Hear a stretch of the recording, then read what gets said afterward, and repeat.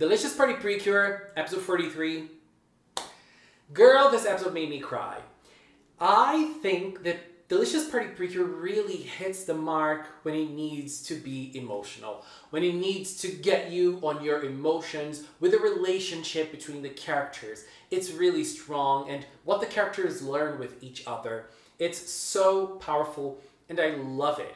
And I feel like the cure part of Delicious Party is probably the weakest, and it's not a season of PreCure that really highlights the cure aspect of it, and I don't think that it will be remembered by the cure aspect, but on the other hand, I feel like it will really be remembered in terms of this emotional aspect, because this episode was super powerful for me in this sense. So let's talk about Fennel first. Let's talk about Godats, the big villain of this season. Girl, what a hot man. Let me say this again. So we have Fennel or Godats activating the recipe bond. All the recipes in the world disappear and there is no food anywhere in the world. You cannot eat anymore. And so Godats appears to the whole world. He finally gets to Oishina town. He transports the Bundoru gang hideout to Oishina town, and he makes this stream to the whole world saying, "Look, I am Godats." I love when he says it. Watashi wa Godats. And he says that if people obey him, he will give them food enough to live. And if they don't obey him, well, things are going to get nasty. And this is a very villainous act, because by controlling food, you control everything. You control life. You control the livelihood of everybody. And you change the dynamics of the whole world. So I would love to see how that would play out if we had time for that in the season. Obviously, we won't. The season is almost over. We only have 2 episodes left after this one. And so there is this part of Fennel doing what he is doing, while we see the Cookingdom part as well. I think Surfil seems to be very sad over everything that's happening, and well, that makes sense. And after seeing that scene from Fennel, I was like, girl, I really thought that Fennel was going to be reformed. He was going to be able to be reformed, and now I don't believe in it anymore. But there was another scene in the episode that makes me believe that something good can happen with Fennel still, and I'm gonna get to that later. So we also have the other aspect of the episode, which is the aftermath of last episode, of the battle from last episode. So we have Yui being very sad and blaming herself for what happened with Takumi and Komekome. And I really love that scene where Yui was able to cry and bawl her eyes out, and the girls and Mari, they just looked. They didn't say anything, they just left her crying, and she was able to have her moment. Because, you know, there are times in life that this is everything that we can do. We can only cry, and, you know, no matter what other people tell us, it won't change the outcome. And so Yui was able to cry, she was able to deal with her own emotions, she was able to deal with her guilt of everything that happened in the last episode, and she blamed herself, and we could see that Komekome doesn't have powers anymore. We could see Takumi laying down and Takumi's parents being worried about him. And we also have Shikiritoru. Shikiritoru also gave us another layer to this episode, and her scenes were so cute. I really, really loved everything when it came to Shikiritoru and Takumi's dialogue with Yui. So first of all, we have the girls, we have the 3 girls, Spicy, Yum Yum, and Finale, and Mari going to battle Godats, or Fennel, and Yui stays behind because Yui cannot transform without Komekome. And so, as I said, I feel like Delicious Party is not a very strong season when it comes to the cure aspect, but a very strong season when it comes to the emotional aspect. The battle was an example of this. The battle was super boring. There was nothing special in the battle. And I mean, we're heading to the last battle of the season, and I mean, the battles could have been way better than they are being now. But they're just boring and lackluster. But, you know, I really loved watching my baby, Mari-chan, fighting against Fennel. I loved seeing that so much. That was so cool. And the way the girls arrived there, it was also very nice. But the nice thing about that moment was how the girls were so fired up. Because at that moment, they were not only fighting to protect the world and people's ability to eat, they were also fighting to protect the feelings of their beloved friend. I really loved that scene where the girls hugged Yui before going to fight. And the scene after the fight, that they stood up after being beaten up and saying, "I'm stronger than ever because we're here to protect Yui's smile." And here's something that I feel that the season did very nicely, which is something PreCure usually does very nicely. Building the friendship between the girls. And the four girls, I believe in their friendship. I root for their friendship. I want to see them together because their friendship has been crafted so well throughout the whole thing. And that was so cool. You know, that made me so emotional. I wanted to start crying at that moment already. But I started to get more emotional a little after that when we started seeing a little bit more on Secret-Toru and Kokone's mom. So we have the scene where Secret-Toru starts talking to Kokone's mom and she starts to try to understand, why are you helping me? And she said, and Kokone's mom said, "I want to help you because Kokone pleaded for your life. And I believe in my daughter and her friends." And here is another thing. Why does Kokone's mom believe in her? Because, and why does that make me feel so emotional? Because we saw that in the season. Kokone had a horrible relationship with her parents, and now she doesn't anymore. We saw that being crafted in front of our eyes. And her mom started noticing how Kokone is able to be herself with her friends. And that line from her mom is so strong now. And it's also very strong that Kokone pleaded for Secret-Toru's life, because that is also another very PreCure thing to do. Take care of people around you. And it's not something random, because Yui reached out for Secret-Toru so many times.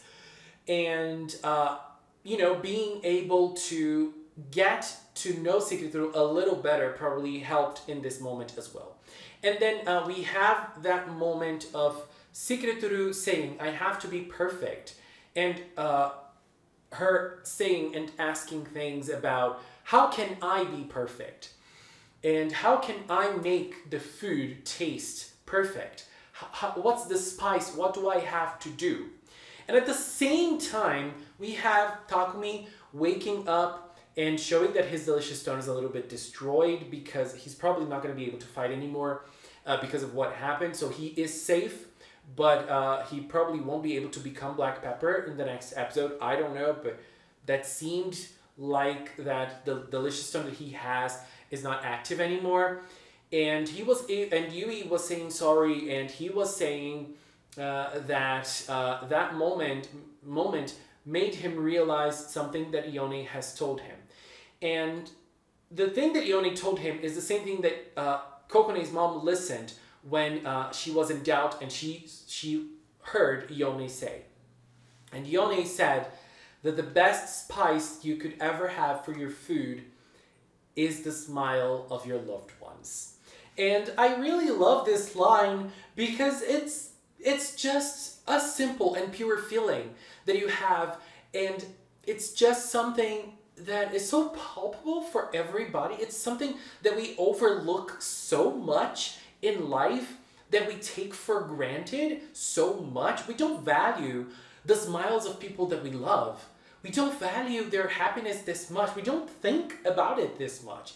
And it's so beautiful when an anime for 2-year-olds is able to make me reconnect with those feelings. You know, it's so nice when we have this. I loved it. And the way Secret-Toru was able to have that moment of hers and reconnect with her feelings. And Takumi also understanding and making Yui understand that what she did last time was also something that is part of Yone's lesson. It's part of Yone's philosophy, and it made him remember Yone's philosophy. And now my nose is running, but then we have that other scene of Yui entering her house, and her parents are there, and they're not really remembering much. And we finally have the activation of the Hoka Hoka Hearts accumulator. So Fennel took away all of the food in the world. And how can we counter that? The cures cannot counter that without actually beating Godots, but Ginger has put another plan in motion, and that's what he did. So the Hoka Hoka Hearts accumulator, it really accumulated all of those feelings like inside Oishina town for so long, and now they're active. Those feelings are active, and they are turning into omusubi, which is kind of, I believe it's a type of onigiri. I don't know exactly, but it's a word that has been said a lot throughout the season, and it's being repeated now in episode 43 with an enhanced meaning. How cool is that? And so we have like, people are now able to eat. They don't have to buy into Godots' plan anymore. And at the same time, Komekome is back, and because of the energy, and when Komekome is back, you know, Yui smiles to Komekome, and you know, she just says she's sorry, and Kame gives her the omusubi, and she says, "What I like the most is your smile, Yui." And you know, they are powered up. And Yui is able to become Pure Precious again. She's able to fist bump Takumi, and she is able to go and fight with her friends. And I forgot to mention one other scene in this episode when Yui was very sad, and when she was eating the sandwiches, she was crying a lot, and she said that the sandwiches were delicious, but they were also very salty. Girl, that is so nice. So nice. I love that. And Mari said that it's like, it's growing up, because, you know, she was eating at the same time she was crying, so the taste of the sandwich was being mixed with the taste of the tears that are salty. So this means you're getting more mature. I love that. And in that scene, we have Mari talking to her and saying that they tried a lot with makeup, and they never got it right. So they had to try a lot to get things right with makeup. And we saw two people helping Mari at that scene, at that moment. Cinnamon and Fennel. And you can tell me everything you want about Fennel, but at that moment, Fennel seemed to be at least genuine with Mari. Fennel was genuine with Mari.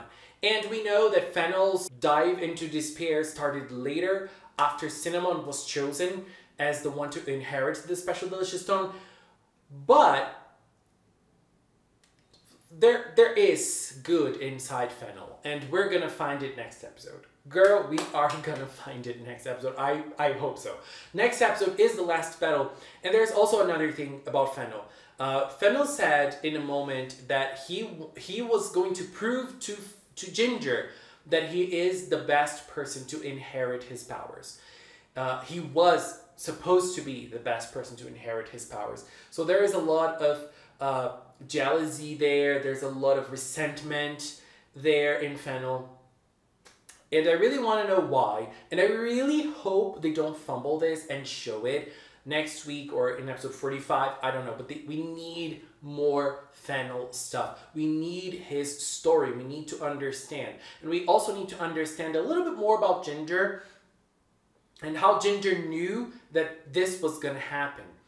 And I really wanted to understand more about Ginger's connection with Yone, because we could see the Maneki Nekos that are spread throughout Oishina town are all imbued with the power of the Hoka Hoka Hearts. So did Ginger connect them? Or was it a joint project between him and Yone? Is Yone not involved with the magical part at all? She was just a special person and she just helped people with her words. That is a great thing, actually. But I'm curious now, Was she part of the plan with Ginger somehow? Anyway, I just know episode 43 of Delicious Party was amazing. The cure part of the episode wasn't amazing, but the rest, girl, it really hit the mark for me in every single moment. Yone, you are everything. I love you. Anyways, babies, this was my view on episode 43. Did you cry while watching this episode, or was it just me? Anyways, just want to take this little time to thank the members of the Magical Cinema channel. If you are a member, thank you very, very much for your support. And if you've watched up to now, thank you so much as well. Thank you so much for watching, and until next time, bye-bye!